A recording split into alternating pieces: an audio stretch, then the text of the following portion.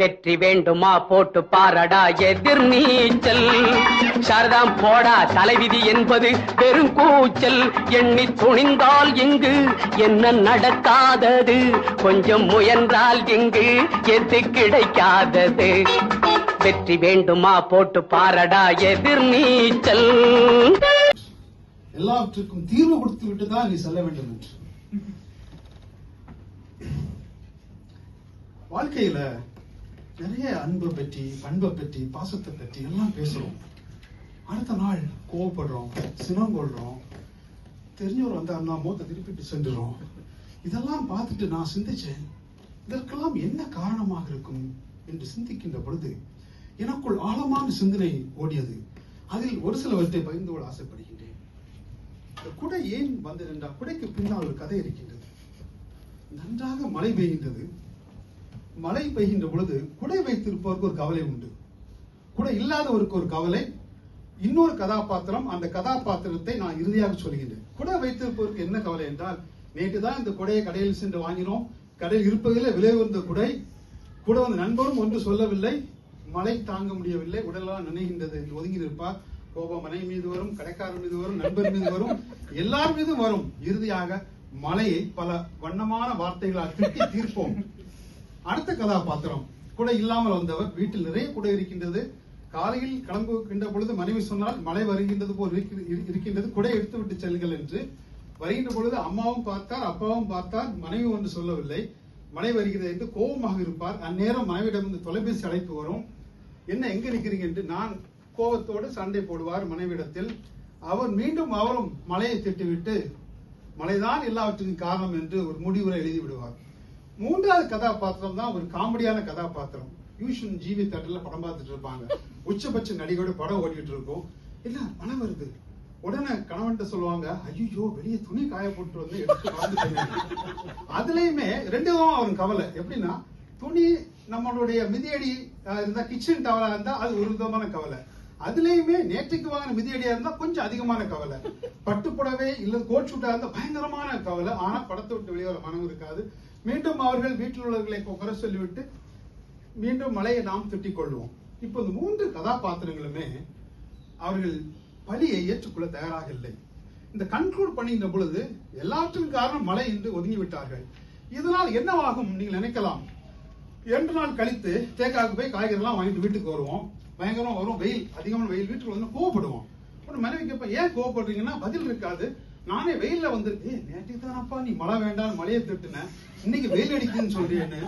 ஏன் சொன்னது என்றால், நீங்கள் நேற்று இந்த கதை நீங்கள் இதுக்கு இந்த தீர்வு எழுதுகின்ற பொழுது எல்லாவற்றுக்கும் காரணம் நான் தான் காரணம் என்று நினைத்திருந்தா இந்த அடுத்தது மனம் வராது, இந்த கோபம் வராது, உங்களுக்கு வெயிலில் வந்த கோபம் வராது.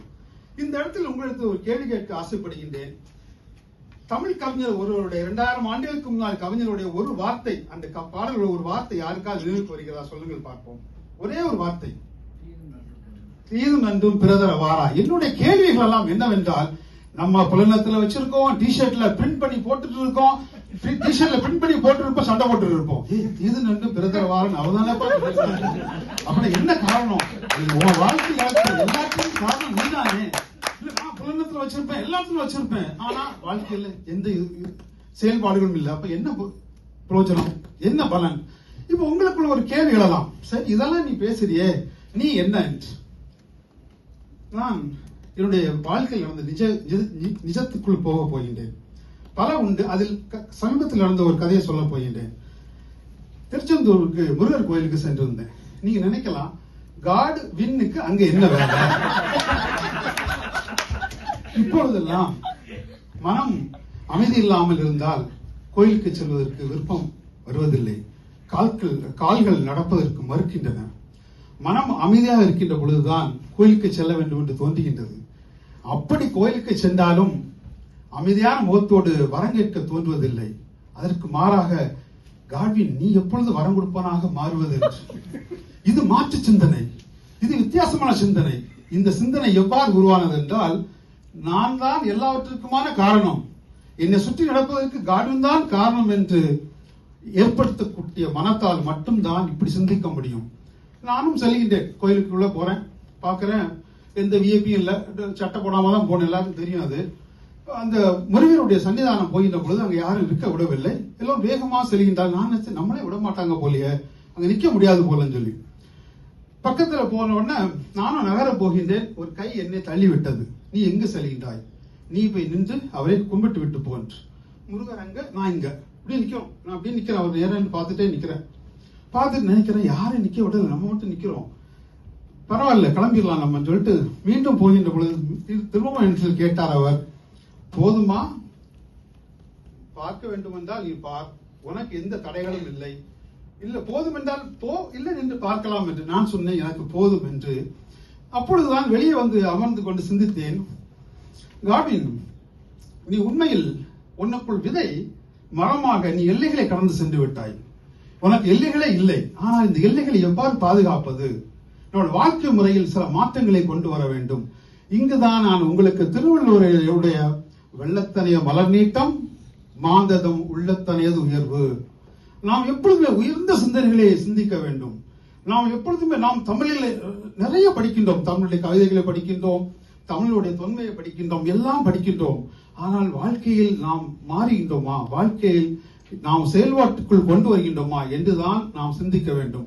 அதற்கெல்லாம் என்ன பிரச்சனை என்றால், உண்மையில் சொல்கிறேன், அதனால்தான் நான் முதலில் சொன்னேன், பேசுகின்ற பொழுது தீர்வுகள் சொல்லப்பட வேண்டும் எல்லாவற்றிற்கும் என்று. தீர்வு என்னவென்றால், நாம் என்றுமே யார் மீதும் பழி போடாதீர்கள். வாழ்க்கை நடப்பவற்றிற்கு எல்லாவற்றிற்குமான காரணம் நாம் தான் காரணம். தீதும் நன்றும் பிறதர வாரா. அப்படி சிந்தித்து பார்த்தீர்கள் என்றால் உண்மையில் சொல்லுகிறேன், வாழ்க்கை ஒரு பட்டாம்பூச்சியாக பார்க்க ஆரம்பிக்கும். நீங்கள் உன்னதமான வாழ்க்கை நிலைக்குள் செல்ல முடியும். உங்கள் வாழ்க்கை ஒரு புனிதமான, ஒரு வித்தியாசமான, இலகுவான பயணத்திற்குள் நீங்கள் புறப்பட முடியும் என்று கூறி அனைவருக்கும் தற்காலிகமாக விடைபெறுகின்றேன். நன்றி.